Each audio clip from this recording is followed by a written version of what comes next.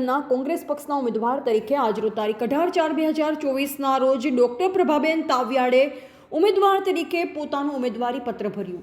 આ પ્રસંગે વિજય સંકલ્પ રેલી અને વિજય વિશ્વાસનું આયોજન કરવામાં આવ્યું હતું। આ પ્રસંગે વિજય રેલી અને વિજય વિશ્વાસ સભામાં વિશાળ સંખ્યામાં ભારતીય રાષ્ટ્રીય કોંગ્રેસના વરિષ્ઠ આગેવાનો, કાર્યકરો અને આમ આદમી પાર્ટીના આગેવાનો તેમજ કાર્યકરો મોટી સંખ્યામાં ભાગ લીધો।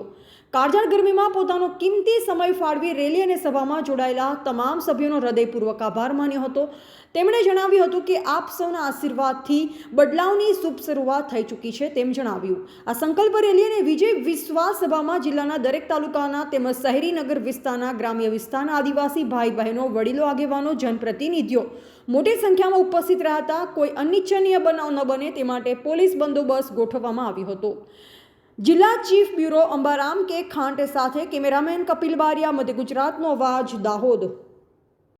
આ પ્રસંગે યોજાયેલી મીટિંગમાં ઉપસ્થિત આપણા માનવંતા મહેમાનોમાં ઓલ ઇન્ડિયા આપણા સેવાદળના અધ્યક્ષ એવા લાલજીભાઈ દેસાઈ સાહેબ, આપણા પ્રભારી એવા અને